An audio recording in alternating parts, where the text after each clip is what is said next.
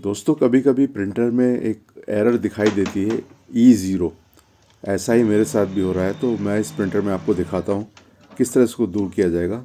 चलिए मैं पहले प्रिंटर को ऑन कर लेता हूँ। ऑन करने के बाद इसमें एक कॉपी निकालने की कोशिश करता हूँ। तो कॉपी जैसे ही मैं कमांड देता हूँ, कमांड प्रिंटर थोड़ा सा वार्म अप हो जाए, कमांड देने के साथ ये पेपर अंदर जाएगा और बीच में रुक जा रहा है। पेपर अंदर गया और ये रुक गया, और रुकने के साथ ही डिस्प्ले में आता है E0। ये एरर मतलब ये पेपर की कोई एरर आ रही है, पेपर इसमें फंस जा रहा है, पेपर बाहर नहीं आ पा रहा।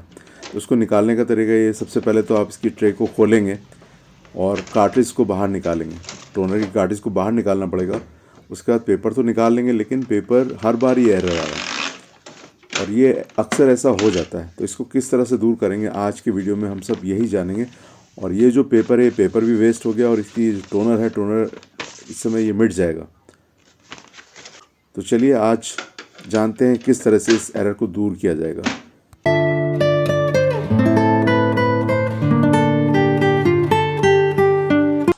तो सबसे पहले तो प्रिंटर को आप डिस्कनेक्ट कर लीजिए और इसकी जो केबल है वो निकाल लीजिए। इसमें करंट नहीं होना चाहिए। और अगर कोई USB केबल लगी है, USB केबल को भी निकाल लीजिए। इन दोनों केबल को इसमें से हटा देते हैं। कनेक्शन हटाने के साथ ही अब सिर्फ प्रिंटर हमारा रह गया। और प्रिंटर इसको ऊपर की तरफ से पहले आप देख लीजिए, चारों तरफ से कहाँ से आसानी से खुल सकता है। वैसे तो जो भी इसमें स्क्रू या पेच लगे हो, सारे पेच आपको खोलने पड़ेंगे। तो मैं पीछे से शुरुआत करता हूँ। पीछे में जो पेच लगे हैं, पेच खोल लेता हूँ, जो मेटल के पार्ट हैं। क्योंकि काफ़ी स्टडी प्रिंटर और 10 साल में पहली बार मेरे साथ ऐसा हुआ कि इसने काम करना बंद, इस तरह से कोई इसमें एरर आई है। चलिए मैंने खोल लिया और पेज खोलने के बाद साइड से बाईं तरफ से इसका कवर निकाल लेता हूँ। तो जितने भी स्क्रूज़ हैं आपको खोलने पड़ेंगे पहले, और स्क्रू ध्यान से खोलिए कि कोई भी स्क्रू खोना नहीं चाहिए। और कौन से स्क्रू वापस आपको लगाने पड़ेंगे तो उसी क्रम में लगाइएगा। अब बाएं तरफ से मैंने निकाल लिया, अब दाहिनी तरफ से कोशिश करता हूँ इसको निकालने की। तो इस प्रिंटर को मैं भी पहली बार ही खोल रहा हूँ, फर्स्ट टाइम। तो थोड़ा सा जाम भी है। अभी ऊपर से जो इसका डिस्प्ले है, डिस्प्ले वाला पार्ट निकाल लेता हूँ आसानी से। 2 स्क्रूज़ हैं, दोनों स्क्रूज़ को खोल लीजिए। और खोलने के साथ ही इसका जो कनेक्टिंग केबल है, उस कनेक्टिंग केबल को भी निकाल लीजिए। मदरबोर्ड से कनेक्ट होता है, उसको निकाल लीजिए। आसानी से निकल जाता है, स्लॉट में फिक्स होता है। स्लॉट से आप निकालेंगे, इसको थोड़ा सावधानी से निकालिए, क्योंकि अगर ये डैमेज हो जाएगा तो आपको ये दोबारा नया परचेज़ करना पड़ेगा और अननेसेसरी खर्चा आपका बढ़ जाएगा। तो बहुत ही डेलिकेट प्रिंटर होते हैं। जब आप इलेक्ट्रॉनिक्स का कोई भी सामान खोलते हैं, बहुत ही डेलिकेट होता है। तो बहुत सावधानी पूर्वक खोलिए और आसानी से धीरे धीरे खोलिए, समय की कोई दिक्कत नहीं है। तो इसको मैंने निकाल लिया। अब दोबारा से कोशिश करता हूँ दाहिनी तरफ से, और फ्रंट का हिस्सा मतलब पूरा ही आपको खोलना पड़ेगा। इसको एरर कहाँ से आ रही है, सेंसर में एरर है या बीच में किसी पार्ट में दिक्कत आ रही है, वो देखना पड़ेगा। तो अभी फ्रंट का पार्ट भी निकाल लेते हैं। तो जितने स्क्रूज से कनेक्टेड हैं सारे स्क्रू खोल लीजिए, सारे पेच उसको निकाल लीजिए। जब पेच निकल जाए तो बहुत धीरे धीरे खोलिए, क्योंकि अंदर इसमें लॉक होते हैं, प्लास्टिक के लॉक होते हैं। अगर आप बहुत तेज़ी से खोलेंगे तो लॉक टूट सकते हैं, तो उसमें भी आपका नुकसान हो जाएगा। तो लॉक कोई टूटना नहीं चाहिए, आसानी से निकालिए, धीरे धीरे निकालिए। और ये देखिए मैंने इसको काफ़ी हद तक लूज़ कर लिया और ये बाहर आ गया, सामने का हिस्सा भी बाहर कर लिया। तो बाएं तरफ का निकाल लिया, डिस्प्ले निकाल लिया, दाहिनी फ्रंट का निकाल लिया। अब ये जो स्कैनर के ऊपर जाता है हिंज, उसको भी निकाल लेते हैं। जो कब्ज़ा होता है जिससे ऊपर जाता है, ये देखिए थोड़ा सा आसानी से निकालिए, निकल जाता है। लेकिन बहुत ज़बरदस्ती करने की ज़रूरत नहीं है। हर चीज़ का एक स्लॉट होता है, स्लॉट में फिक्स होता है। तो उस स्लॉट से आपको धीरे धीरे करके निकालना है, ताकि नुकसान भी ना हो, कोई पार्ट हमारा डैमेज भी ना हो। चलिए अब ऊपर के स्कैनर ट्रे को भी अलग कर लेते हैं। ये स्लॉट में फिक्स होते हैं, आपको धीरे धीरे आसानी से निकालना है। निकालने के साथ ही इसके कनेक्शन भी निकाल देंगे, क्योंकि जब तक पूरा अंदर का पार्ट नहीं खुलेगा तब तक आपको दिखाई नहीं देगा डैमेज कहाँ पर है, कौन सी एरर आ रही, कहाँ से आ रही है, किसी पार्ट से आ रही है। ये देखिए ये भी निकल गया स्कैनर। स्कैनर का हिस्सा ही मैंने अलग कर दिया। और अब इसका केबल निकाल लेते हैं। स्लॉट में फिक्स होता है, स्लॉट से धीरे से निकालिए, बाहर खींचिए, पुल कर लीजिए और इसको निकाल के अलग रख दीजिए। थोड़ा सा समय लग सकता है, लेकिन धीरे धीरे कीजिए। चलिए इसको भी मैंने अलग कर दिया। और ये चीज़ें अगर आप सर्विस सेंटर ले जाना चाहते हैं सर्विस सेंटर ले जाइए, अगर वारंटी में है तो सर्विस सेंटर ज़रूर ले जाइए, लेकिन अगर वारंटी में नहीं है तो आप एक अननेसेसरी खर्चे से बच जाएंगे अगर आप खुद कर सकते हैं तो।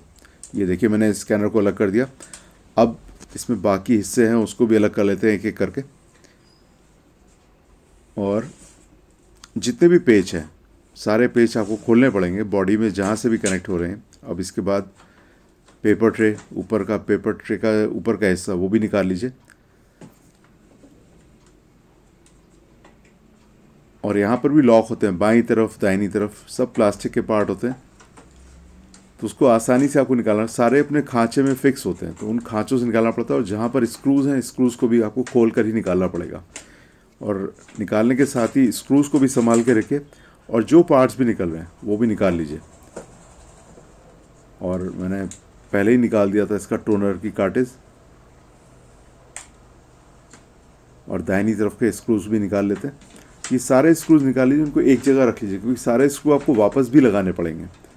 अगर कोई स्क्रू नहीं लगेगा तो वो भी कहीं ना कहीं आपको दिक्कत ही देगा ये, या प्रिंटर होता ठीक से चले भी ना।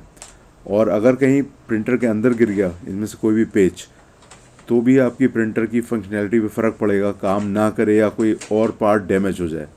तो इसलिए कोशिश कीजिए कोई भी स्क्रू इसके अंदर ना गिरे, आसानी से धीरे से निकालिए और सारे स्क्रूज़ संभाल के रखिए। और चलिए साइड के लॉक्स को भी निकाल लेते हैं, जिससे कि वो ऊपर नीचे होता है। तो निकालने के साथ ही मैंने बाएं तरफ निकाल दिया। अब दाहिनी तरफ से भी कोशिश करते हैं, तो थोड़ा समय लग सकता है, समय थोड़ा लगेगा इसमें, लेकिन जल्दबाजी मत कीजिएगा और ज़्यादा प्रेशर मत दीजिएगा। बहुत ही डेलिकेट चीज़ें होती हैं और प्लास्टिक के पार्ट होते हैं, तो कई बार टूट भी सकता है। और अगर टूटेगा तो आपका बहुत बड़ा नुकसान हो जाएगा। एक एक पार्ट ओरिजिनल बहुत महंगा मिलेगा। तो चलिए मैंने ये भी निकाल दिया। अब एक लॉक और रह गया तो उसको भी निकाल लेते हैं। उसको मुझे किसी पेचकस की हेल्प लेनी पड़ेगी, उंगली से नहीं निकलेगा ये, क्योंकि लॉक अंदर की तरफ होल के अंदर फिक्स होता है वो। तो बहुत धीरे से निकालिए, ये बाहर आ जाएगा तो ये पार्ट भी आपका बाहर निकल जाएगा। तो दोस्तों अगर आप पहली बार में चल पाए तो देखिएगा, बहुत सारे वीडियोस में टेक्नोलॉजी से भरे हुए लाता रहता हूँ। और पहली बार आए तो सब्सक्राइब ज़रूर कर लीजिएगा, इससे बहुत से वीडियोस आपको देखने को मिलेंगे। और बेल आइकन भी दबाइए ताकि आपको मेरे हर नए वीडियो की जानकारी पहले मिले। और वीडियो अच्छा लगेगा तो आप लाइक तो कर ही देंगे, और कमेंट करके मुझे ज़रूर बताइएगा कैसे लग रहा है आपको मेरे वीडियोस, आपको इससे फ़ायदा हो रहा है या नहीं हो रहा। चलिए इसको मैंने खोल लिया। अब इसको पीछे के जो लॉक है, लॉक को भी इसको खोल देते हैं। और बहुत छोटे छोटे होते हैं, बारीक, तो उसको आपको अब लाइट भी अगर नहीं पड़ पा रही तो टॉर्च की मदद ले लीजिए, ताकि कोई भी आपका हिस्सा इसका डैमेज ना हो पाए, कोई भी नुकसान ना हो पाए। क्योंकि इलेक्ट्रॉनिक्स है, इलेक्ट्रॉनिक्स में आपका सर्किट भी होता है, कई बार कोई तार हो सकती है, और कई बार प्लास्टिक के पार्ट्स होते हैं, मेटल के पार्ट होते हैं। ये देखिए ये भी अलग हो गया। और इसके बाद अभी बहुत सारे पार्ट्स हैं, तब जाके आपको मालूम पड़ेगा कि खराबी किस हिस्से में आ रही है। हो सकता है सेंसर में ख़राबी हो, और हो सकता है किसी और पार्ट में ख़राबी हो, या हो सकता है कोई पार्ट डैमेज हो गया हो। चलिए देखते हैं और भी हिस्से खोल के इसके। पीछे की तरफ की जो मेटेलिक ट्रे है वो भी निकाल लेते हैं। तो जो भी स्क्रूज़ हैं इसमें से एक स्क्रू दाहिनी तरफ है, दो स्क्रू बाईं तरफ दिखाई दे रहे हैं, तो सारे स्क्रूज़ खोल लीजिए। और खोलने के बाद इसको रख लीजिए, और रखने के साथ ही उसको ऐसी जगह रखिए ताकि ये खो ना जाए, गिरे ना, क्योंकि छोटे छोटे स्क्रू होते हैं, गिर जाते हैं, फिर ढूंढने में बहुत टाइम लग जाएगा। तो चलिए इसको मैंने खोल लिया और दोनों हिस्सों को खोल लिया। तो बहुत सारे पार्ट्स हैं, सारे पार्ट्स संभाल कर खोलिए और अच्छी तरह रखिए। हालांकि HP का प्रिंटर बहुत स्टडी था, इसमें आज तक कभी कोई एरर आई नहीं, पहली बार इस तरह की एरर आ रही है, और मुझे उम्मीद है ठीक हो जाएगा। क्योंकि HP से मैंने कस्टमर केयर से पता किया तो उनका काफ़ी ज़्यादा प्राइस बहुत ज़्यादा है, होम विज़िट का काफ़ी उनका रेट है, अगर आप लेके जाएंगे तब भी अच्छा खासा खर्चा आएगा। सिर्फ देखने का ही आपका, अगर आप घर पे बुलाते हैं तो करीब 1500 के आसपास, और अगर आप लेके जाते हैं तो 1000 रुपये के आसपास। उसके बाद जो पार्ट होगा उसका खर्चा अलग से। तो कभी ऐसी बात हो आप घर पर खोल सकते हैं। चलिए मैं और इसको खोल लेता हूँ। ऊपर का हिस्सा ये भी पूरी तरह खुला नहीं, इसमें कहीं ना कहीं 2-3 पेच और होंगे, तो उन पेच को भी खोलना पड़ेगा, स्क्रूज को खोलना पड़ेगा। ये देखिए एक स्क्रू बाईं तरफ है, इसको भी खोल लेते हैं, और इसी तरह एक स्क्रू दाहिनी तरफ। तो ज़्यादातर सिमेट्रिकल होते हैं, जहाँ पर बाएं होगा तो दाएं भी होगा, ऊपर के या नीचे भी होगा। तो सारे स्क्रूज को खोल लीजिए, और ज़रूर कभी आप इस तरह करें तो अगर आपको नॉलेज है तो खोलिए, नॉलेज नहीं है तो आप किसी के वीडियो देख के खोल सकते हैं, या फिर अगर आप वारंटी में है तो आप सर्विस सेंटर पर ही भेजिए उसको, वहाँ पर आपको सही सर्विस मिल जाएगी। चलिए ये पार्ट भी इसका अलग हो गया, ये इसका अलग हो गया। और अब पीछे की एक प्लेट और है, तो इस प्लेट को अलग कर लिया। अभी एक प्लेट ऊपर वाली बची हुई, इसमें भी कोई स्क्रू है तो उसको भी खोल लेते हैं। तो इसके बाद मालूम पड़ेगा इसमें क्या ख़राबी है, किस वजह से ये हो रहा है। ये सारी चीज़ें निकाल कर अलग करेंगे और कोशिश करेंगे सारे पार्ट जितने निकलते जाए। हालांकि काफ़ी हद तक साफ़ है, लेकिन अगर आपके पास प्रिंटर ख़राब है और कभी ऐसा मौका लगता है तो प्रिंटर के जैसे पार्ट्स आप खोलेंगे उसको धीरे धीरे करके साफ़ भी करते चलें साथ साथ। साफ़ रहता है तो प्रिंटर भी आपका सही चलता है, या कोई भी इलेक्ट्रॉनिक डिवाइस है सही चलती है। और अगर ब्लोअर आपके पास है, ब्लोअर की आप मदद ले सकते हैं, ब्लोअर से ब्लो करके इसकी धूल मिट्टी वगैरह डस्ट हटा सकते हैं। तो ये देखिए पीछे का हिस्सा अब यहाँ पर ही दिखाई दे रहा है, जो इसका हिस्सा टूटा हुआ है। पूरा खोलने के बाद मालूम पड़ा ये गरारी कह लीजिए या गियर कह लीजिए, जो टूटा हुआ है, जिस वजह से ये फंस जाता होगा और ये एरर दिखाने लगता है। तो मतलब जो सेंसर है वो यही एरर सेंस कर पा रहा है, जिस वजह से पेपर बाहर नहीं आता, प्रिंट आउट भी नहीं निकल पा रहा और ये फंस जा रहा है। तो इसका मतलब हमको ये बाएं तरफ का हिस्सा भी खोलना पड़ेगा, जो कि मेरी दाईं तरफ है इस समय, इसको खोलना पड़ेगा। तो इसमें जो स्क्रूज़ हैं 1 2 3 4 स्क्रूज, सारे स्क्रूज खोल लीजिए। खोलने के बाद ये गियर का हिस्सा है, इसमें सारे गियर अंदर लगे हुए हैं। तो इसका भी एक सेट आता है अगर कोई गियर ख़राब होता है। अब ये देखना पड़ेगा सिर्फ यही एक गियर ख़राब है, कोई और तो ख़राब नहीं है। उसके बाद ही मालूम पड़ेगा मुझे लेके जाना है कि नहीं लेके जाना है। दोस्तों हो सकता है वीडियो आपको थोड़ा सा लंबा लगे, लेकिन इसमें लंबा इसलिए भी हो जा रहा है क्योंकि पूरा दिखाना भी ज़रूरी है किस तरह से आप इसको खोलेंगे। और खोलने के बाद सिर्फ खोलना ही नहीं है, उसको एरर को भी हटाना है, और साथ ही साथ में बाद में आपको असेंबल करके कंप्लीट भी करना है, पूरी तरह से बंद भी करना है। तो सारे हिस्सों को दिखाना, खोलना, बंद करना, एरर को सही करना। तो हो सकता है वीडियो थोड़ा लंबा हो जाए, लेकिन अगर कभी ऐसी समस्या आती है आपके पास तो आप इसको देख सकते हैं, इसका फ़ायदा उठा सकते हैं। तो देखते हैं आज किस तरह से सही होता है। तो पहले तो इसके सारे स्क्रूज खोल लें, सारे हिस्से अलग कर लें इसके, मेटल के और प्लास्टिक के पार्ट्स तो ऑलमोस्ट मैंने सारे निकाल ही दिए। अब बचता है ये मेटल का हिस्सा, इसको भी निकाल लेते हैं। और एक तो गरारी मैंने दिखाई दी जो कि टूटी हुई दिखाई दे रही है, और वहाँ पर थोड़ी जंग भी लगी हुई, जिस वजह से ये दिक्कत आ रही थी और पेपर हमारा प्रिंट आउट नहीं निकाल पा रहा था और डिस्प्ले में एरर शो कर रहा था। तो ये देखिए एक पेच अंदर है, इसको भी निकाल लिया, और ये पार्ट अलग हो गया। और यहाँ पर 1-2 स्प्रिंग भी दिखाई दे रहे हैं। तो ये भी इम्पॉर्टेंट है कि स्प्रिंग का भी ध्यान रहे, कहाँ पर स्प्रिंग कौन सी लगी हुई है। जैसे वाइट वाले में गरारी में एक स्प्रिंग दिखाई दे रहा है आपको, और एक स्प्रिंग नीचे गिरा हुआ अभी। तो ये सारे स्प्रिंग, सारे स्क्रूज, ये सब ध्यान रखिए। और बेल्ट भी है, फ़िलहाल बेल्ट तो इसकी सही लग रही है, तो गरारी की बेल्ट ठीक है, और बाकी गरारियाँ भी इसकी ठीक हैं, गियर सही है। सिर्फ वही एक गियर मुझे निकालना पड़ेगा इसमें से, और फिर ये देखना पड़ेगा ये मिलता है कि नहीं मिलता। तो इसको निकालते हैं, छोटी गरारी को भी निकालना पड़ेगा, और जो सी गरारी जहाँ पे लगी वापस आपको वहीं लगानी है। तो ये का ध्यान ज़रूर रखिएगा। और ये तो अच्छी चीज़ है कि स्टडी प्रिंटर है और बाकी कुछ इसमें ख़राबी नहीं आई।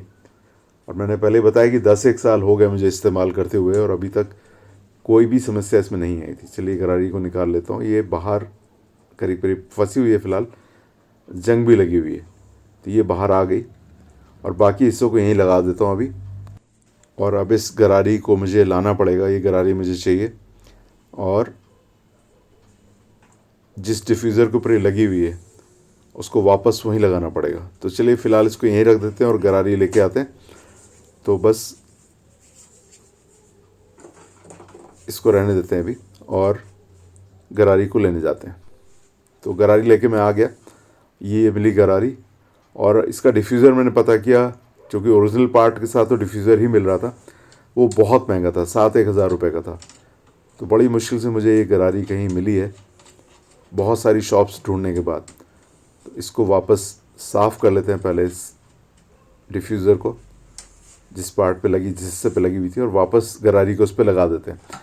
लगाने के बाद सारी गरारियों को वापस एक दूसरे में एडजस्ट करना पड़ेगा, जो जैसी लगी हुई वैसी ही वापस करनी पड़ेगी। ये विशेष ध्यान रखने वाली बात है, क्योंकि अगर एक भी गरारी इसमें गलत लग गई, आगे पीछे हो गया या ऊपर नीचे हो गया और सही से नहीं लगा, तो आपका प्रिंटर काम नहीं करेगा। सारा मूवमेंट इन गरारियों की मदद से ही होता है, चाहे वो कार हो या मोटरसाइकिल हो या स्कूटर हो। इसी तरह की गरारियाँ होती हैं जिसकी वजह से आपकी मोटरसाइकिल या व्हीकल चलता है, और इसी तरह से ये मशीनें भी चलती हैं। तो ये गरारियों की इम्पोर्टेंस बहुत ज़्यादा है। तो इसको ठीक तरीके से लगाना बहुत ज़रूरी है। जो जहाँ पर है वैसा ही रहेगा, और जो स्प्रिंग जहाँ पर है वो स्प्रिंग वैसी रहेगी। जैसे एक स्प्रिंग काले वाले गियर में और एक ऊपर वाले से। और जब ये लग गया तो इसको चला के देख लीजिए मूव कर रहा है नहीं कर रहा है। उसके बाद वापस इसको कवर कर देंगे और स्क्रू जैसे लगे थे वैसे ही स्क्रूज में लगाकर टाइट कर देंगे। तो चलिए स्क्रूज को भी लगा लेते हैं, और लगाने के साथ ही इसको वापस टाइट कर देते हैं उसी तरीके से। और जो प्रोसेस हमने पहले खोलते समय पूरा किया था, वही प्रोसेस हमको दोबारा रिवर्स करना पड़ेगा। मतलब जैसे जैसे खोला था एक एक पार्ट, वैसे ही एक एक करके सारे पार्ट हमको बंद भी करने पड़ेंगे और सारे स्क्रूज टाइट भी करने पड़ेंगे, ताकि मशीन हमारी वापस सही हो जाए। और ये भी देखना पड़ेगा ये सब कुछ करने के बाद हमारा प्रिंटर वापस चल भी रहा है या नहीं चल रहा। इलेक्ट्रॉनिक्स है, ख़राबी कभी भी हो सकती है। तो चलिए जो स्क्रूज़ हैं उनको टाइट कर लेते हैं। और टाइट करते समय ये भी ध्यान रखिए कि आपको टाइट ना तो बहुत लूज़ छोड़ना, ना ही टाइट करना। नॉर्मल प्रेशर देके उसको टाइट कीजिए, और जहाँ तक टाइट हो जाए उतना ही टाइट करिए। क्योंकि ये सारी तो इलेक्ट्रॉनिक की चीज़ें जब फैक्ट्री में बनती हैं, वहाँ तो ऑटोमेटिक स्क्रू ड्राइवर से टाइट होती हैं, तो उनका प्रेशर फिक्स होता है कितना टाइट करना है। लेकिन मैनुअली जब हम लोग करते हैं तो हम लोग को अंदाज़ नहीं होता, और कई बार हम लोग ज़रूरत से ज़्यादा टाइट कर देते हैं या कई बार लूज़ छोड़ देते हैं। तो लूज़ भी नहीं छोड़ना और बहुत ज़्यादा टाइट भी नहीं करना। जितना थोड़ा सा प्रेशर देके टाइट कीजिए, जितने में टाइट हो जाए अच्छे से, बस उतना ही करना है, और सारे स्क्रूज़ को टाइट कर देना है। तो ये देखिए, ये बस इतना टाइट कीजिए। 2 स्क्रूज़ लगा दिए, एक स्क्रू नीचे भी था, और इसको भी लगा देते हैं, ये थोड़ा सा अंदर की तरफ। तो सारे स्क्रूज़ लगाने के बाद उसके बाद प्रिंटर की स्थिति क्या होती है वो भी देखते हैं। तो E0 एरर जो आता है नॉर्मली सभी प्रिंटर्स में आ जाता है। तो ये सेंसर होता है, पेपर अगर सेंस नहीं कर पाता, कोई दिक्कत आती है पेपर रोलर में, तो वहाँ पर ये एरर दिखाने लगता है। और फ्रंट के स्क्रूज जो मैंने निकाले वो भी टाइट कर लेते हैं। और नीचे मैंने कपड़ा इसलिए लगा दिया ताकि अगर ये पेज कहीं गिर जाए तो प्रिंटर में अंदर जाके फंस ना जाए।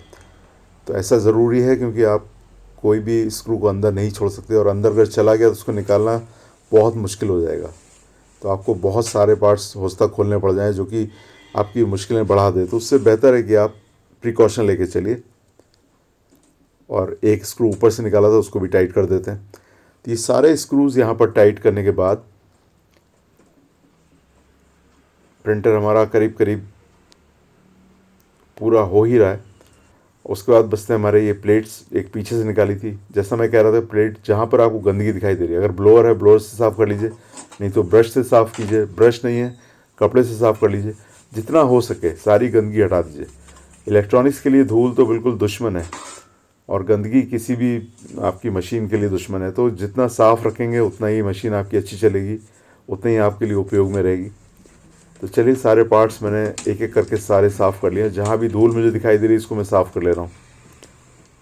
और जितने भी इलेक्ट्रॉनिक्स पार्ट्स हैं, जो रिबन है इसका जो कि अंदर मदरबोर्ड में लगता है, उसको छूने की ज़रूरत बिल्कुल भी नहीं, और उसको स्लॉट में जाकर ये आपको लगाना पड़ेगा। और अच्छी बात यह है कि मैंने कोई भी केबल इसमें छेड़ा नहीं, जो जैसा था वैसा ही है। और अब इस मेटेलिक पार्ट को, ऊपर वाले हिस्से को लगा के देखते हैं जहाँ पर था।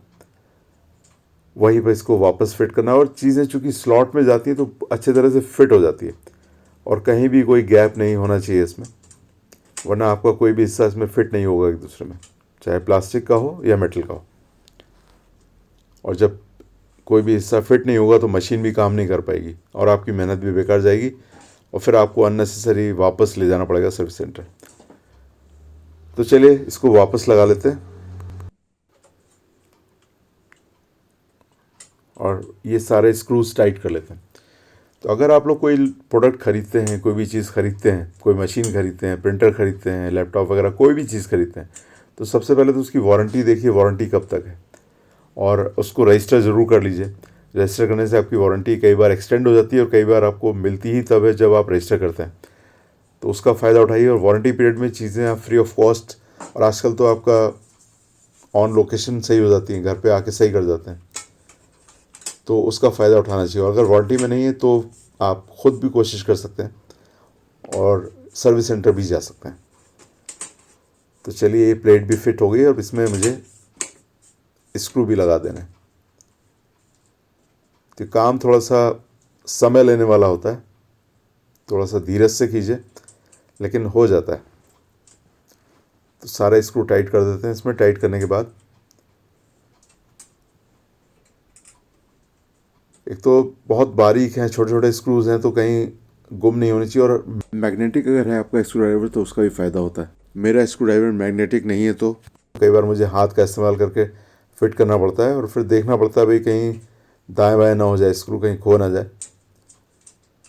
तो मैग्नेटिक स्क्रू ड्राइवर होना भी एक अच्छी चीज़ है, तो आपका स्क्रू कहीं खोएगा नहीं और थोड़ा सा लगाने में आसानी हो जाएगी। तो इसको भी मैंने फिट कर दिया और बाकी चीज़ें भी देखते हैं। वीडियो हो सकता है थोड़ा लंबा हो जाए अंत तक, लेकिन आप देखेंगे तो आपको दिक्कत नहीं होगी। और अगर आपने खोल लिया है, आसानी से आप अपने प्रिंटर को बंद भी कर पाएंगे। और प्रिंटर मेरे पास M1136 MFP है, HP का। आपके पास होता है HP कोई और प्रिंटर हो इसमें दिक्कत आ जाए तो प्रोसेस यही रहेगा, सिर्फ स्क्रूज़ की पोजीशन अलग हो सकती है, पार्ट्स की पोजीशन थोड़ी अलग हो सकती है, कोई चीज़ थोड़ा ज़्यादा दाएं होगी, ज़्यादा बाएं होगी, लेकिन अमूमन यही चीज़ें होंगी। चलिए नीचे की प्लेट जो ट्रे थी वो भी लगा देते। कई बार यहाँ पर भी एक रोलर होता है जो कि पेपर ऊपर की तरफ ले जाता है, अगर उसमें ख़राबी होती तो भी पेपर ऊपर नहीं जाता है, उसमें भी कहीं कोई दिक्कत नहीं थी। तो ये 2 स्क्रूज़ हैं, इसको भी टाइट कर देते हैं।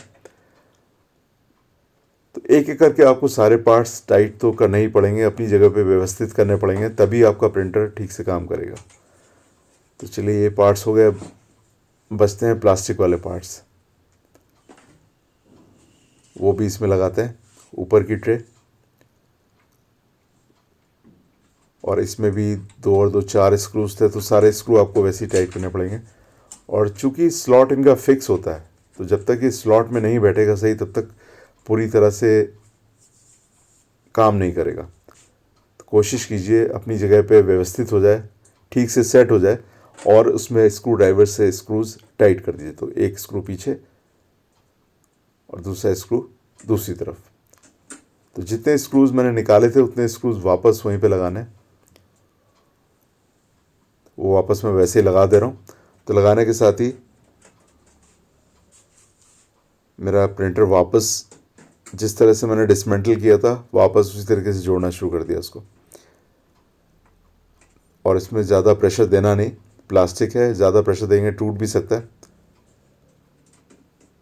बस उतना ही प्रेशर दिए जितने में आपका स्क्रू अच्छे से टाइट हो जाए, और लूज़ भी नहीं छोड़ना। तो ये देखिए टाइट हो गए, ये पार्ट फिक्स हो गया। अब इसके बाद मेरा अगला पार्ट, वो भी देखते हैं। इसके ऊपर की ट्रे जिसमें कि पेपर निकल के बाहर आता है, ये पेपर आउट ट्रे होती है। और एक ट्रे बाहर की तरफ लगती है, वो तो आप बाहर से ही निकाल सकते हैं, मगर ये अंदर की तरफ है तो अंदर इसमें आपको एडजस्ट करना पड़ेगा, स्लॉट में एडजस्ट भी करना पड़ेगा। और दाहिनी तरफ और बाईं तरफ 2 इसमें प्लास्टिक के हिंजेस होते हैं जिसमें कि सेट करते हैं आप, तभी वो ऊपर और नीचे जाते हैं। और जब तक अच्छे से सेट नहीं हुआ तब तक ये काम भी नहीं करेगी ट्रे। तो इसको बहुत हल्के से कीजिए, दाईं तरफ और बाईं तरफ के हिंजेस उसको सेट कर दीजिए इसमें स्लॉट में, और फिर एक लॉक होता है, लॉक को भी कर दीजिए। ये भी हो गया। तो चलिए अगला हिस्सा देखते हैं।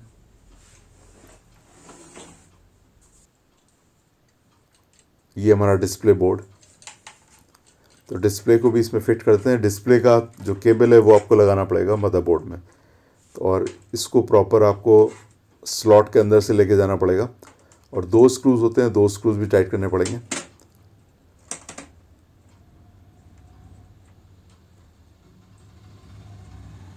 चलिए तो इसको लगा के अब स्क्रू टाइट कर देते हैं ऊपर, 2 स्क्रूज, और टाइट करने के बाद इसके केबल को मदरबोर्ड में फिक्स कर देंगे जहाँ से निकाला था।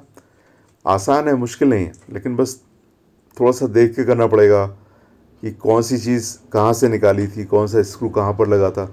कुछ अलग अलग साइज़ के स्क्रूज होते हैं, तो जिस साइज़ का स्क्रू है उसी स्लॉट में लगेगा वो। इसी तरह 2-3 केबल जो हम निकाल रहे हैं मदरबोर्ड से, वो उसी स्लॉट में जाएगा जहाँ से निकाला था, और जब तक सही स्लॉट में कनेक्शन नहीं जाएगा तब तक प्रिंटर काम भी नहीं करेगा। चलिए इसको भी टाइट कर दिया, और अब इसके केबल को भी लगा देते हैं और दूसरे वाले स्क्रू को भी लगा देते हैं। केबल मैंने निकाला था ये मदरबोर्ड से, तो इसको वापस स्लॉट में ले जाते हुए जहाँ जहाँ पर ये, क्योंकि इसकी लंबाई भी फिक्स होती है, बहुत लंबा नहीं होता, अगर आप स्लॉट में डालेंगे तो बहुत आसानी से अपने स्लॉट में चला जाएगा ये। अगर जिस रास्ते से जाना चाहिए उस रास्ते से जाएगा, तो अगर आप किसी अन्य रास्ते से ले जाना चाहेंगे तो उतनी लंबाई इसमें होगी नहीं, तो आपको मजबूरी में सही जगह पर ही डालना पड़ेगा, तभी वो स्लॉट में पहुंचेगा।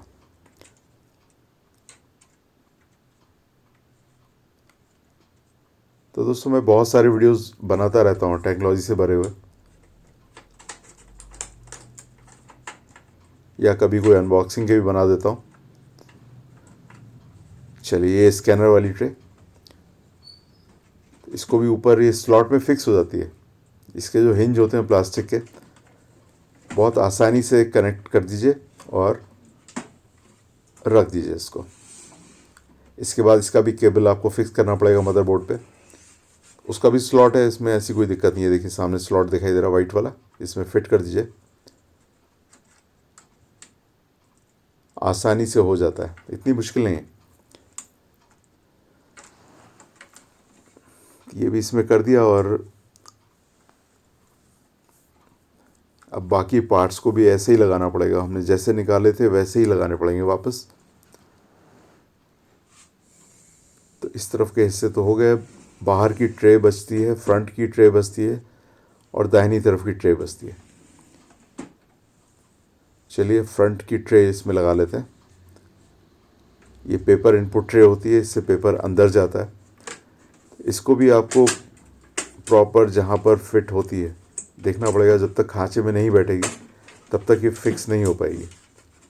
थोड़ा सा भी दाएं बाएं करेंगे और प्रेशर देंगे तो टूट भी सकते, तो इसलिए इसको ऐसे प्रेशर नहीं देना, सही जगह पे लगाइए और प्रेस कर दीजिए। ये भी सेट हो गई। अब बचता है दाहिनी तरफ, बाईं तरफ, और ऊपर का भी एक कब्ज़ा, ये भी बचता है। तो चलिए इसको भी फिट कर देते हैं। ये भी आसान है, इतना मुश्किल नहीं। नीचे फिट हो गया, और ऊपर के खांचे में इसको लगा के थोड़ा सा प्रेशर देंगे तो ऊपर भी ये फिक्स हो जाएगा। और अब ये जिसके ऊपर कि आता रेस्ट करता है, इसमें फंसता है ये स्कैनर की ट्रे। एक पेज से ये भी टाइट हो जाएगी, तो एक पेज यहाँ पर लगा देते हैं और इसको टाइट कर देते हैं स्क्रू ड्राइवर से। तो जो चीज़ हमने जहाँ से निकाली थी उसको वापस वहीं पर लगा दिया, जो हिस्सा जहाँ से निकाला था प्रिंटर का वहीं पर वापस कर दिया, वही स्क्रू टाइट कर दिया जो जहाँ से निकाला था। थोड़ा वीडियो लंबा ज़रूर हो रहा है, लेकिन ज़रूरी है कि लंबा वीडियो बने, पूरा डिटेल में बने और आपको आसानी से समझ में आ जाए। तो ये भी टाइट कर दिया। ये देखिए, तो ऊपर की ट्रे हमारी ठीक हो गई, फ्रंट की ट्रे हो गई। अब लेफ़्ट और राइट दोनों तरफ का हिस्सा बचता है। अब बाएं तरफ वाले हिस्से को लगा देते हैं इसमें। इसमें ध्यान रखिएगा कि इसमें तो एक थोड़ा सा लॉक होता है प्लास्टिक का, वो टूटना नहीं चाहिए। तो पहले इस लॉक को फंसाइए इस होल के अंदर, उसके बाद दूसरी तरफ से खींच के टाइट कर दीजिए इसको। और फ्रंट में इसका जो पावर ऑन ऑफ बटन है वो भी अपनी जगह पे आ जाएगा। ये मैंने कर दिया, फ्रंट में इसका पावर बटन भी आ गया और ये ऐसा ही मेरा सेट हो गया इसमें। तो चलिए अब दूसरी तरफ का भी देख लेते हैं। ये तो करीब करीब हो ही गया।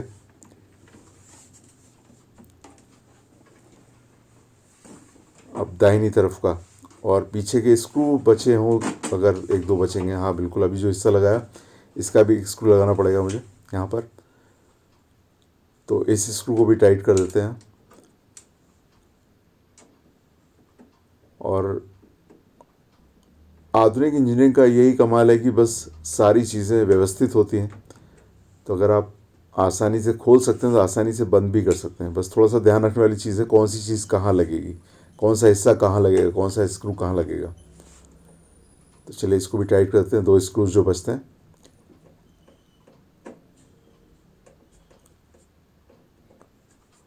और बाईं तरफ का है, इसको भी टाइट कर देंगे। तो करीब करीब पूरा प्रिंटर मेरा जैसे मैंने खोला था वैसा ही लग गया। और अच्छी चीज़ ये रही कि जो गियर था वो मुझे मार्केट में मिल गया, कई जगह ढूंढना पड़ा। और अगर डिफ्यूज़र लेना पड़ता तो मैंने पहले ही बताया कि करीब 7-1 हज़ार रुपये का खर्चा था। और अगर आप बाज़ार में लेके जाते तो डिफ्यूज़र के साथ आता और खर्च करना पड़ता तो आपकी जेब से 8-8.5 हज़ार रुपये चले जाते कम से कम। तो उससे बेहतर है कि आप अगर कर सकते हैं घर में कर लीजिए।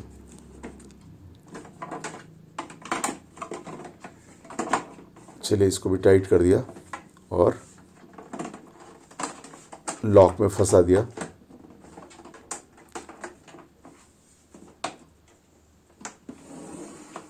और एक स्क्रू भी इसका भी लगाना पड़ेगा, पीछे वाला मुझे। जल्दबाजी मत कीजिए, थोड़ा समय लग सकता है, लेकिन चीज़ ठीक हो जाए ज़्यादा अच्छा है। जल्दबाजी में कोई सा टूट जाए उससे बेहतर है। चलिए इसको किनारे करते हैं और पीछे के स्क्रूज लगा देते हैं इसमें।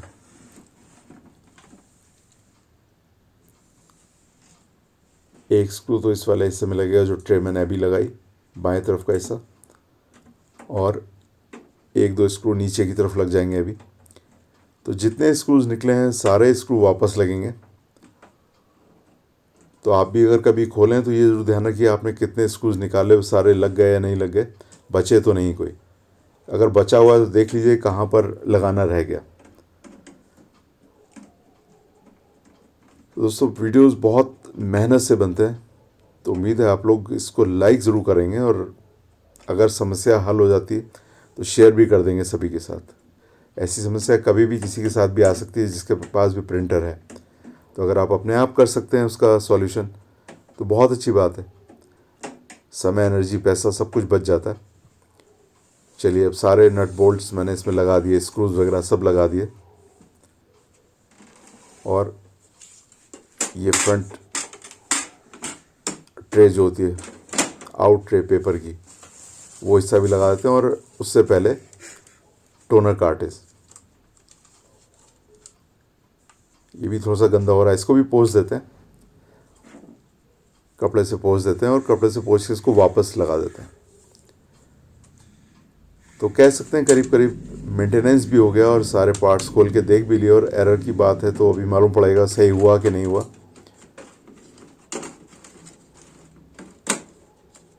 ये देखें, अब इसको बंद करते हैं और इसमें कॉर्ड वगैरह ऊपर का भी हिस्सा लगाते हैं। ऊपर की जो ट्रे थी वो बचती है, उसको भी लगा देते हैं वापस। और लगाने से पहले इसको भी पोंछ लेते हैं। तो कह सकते हैं पूरा प्रिंटर मेंटेन हो गया, सफाई हो गई इसकी। पेपर आउट ट्रे ये भी लगा दी।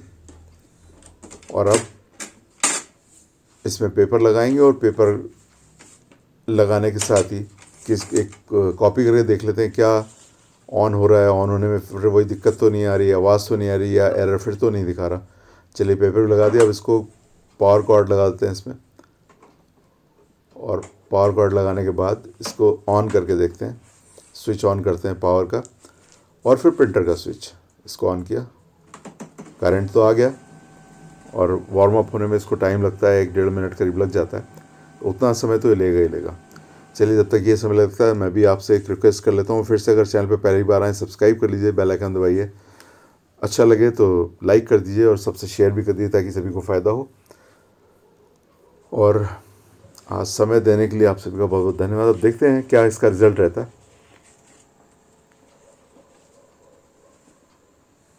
वार्म अप होने में थोड़ा समय तो लगता ही है इसको।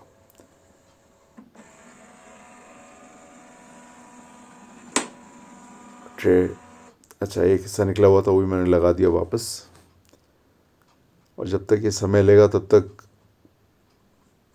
प्रिंटर बहुत अच्छा है, ये तो मैं कहूँगा प्रिंटर बहुत अच्छा। 10 साल मैंने इस्तेमाल किया, तो मेरे 2-4 सब्सक्राइबर्स ने भी पूछा मुझसे, मैंने हमेशा बताया कि बहुत बढ़िया प्रिंटर है। और अगर आप इसी में एक वाईफाई वाला लेना चाहते हैं तो 1216W शायद आता है, HP का एक अच्छा प्रिंटर है, वो भी आप ले सकते हैं। चलिए, अब वार्म अप हो गया, इसमें कमांड दे के देखते हैं इसको क्या ये प्रिंट आउट निकालता है।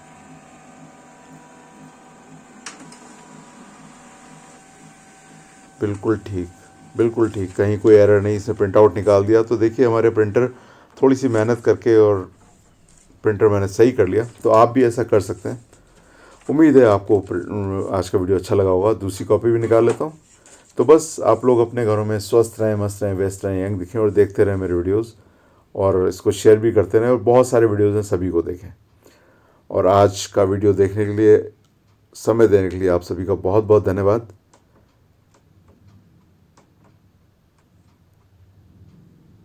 और जब तक अगला वीडियो आएगा तब तक आप लोग मेरे और वीडियोस देख सकते हैं, और इसका प्रिंट आउट भी निकल जाएगा। ये देखिए दूसरा भी निकल गया। तो बस अगले वीडियो तक आप सभी का दिन शुभ हो। Have a nice day, bye bye, और देखते रहिए मेरे videos. Thank you very much and good night.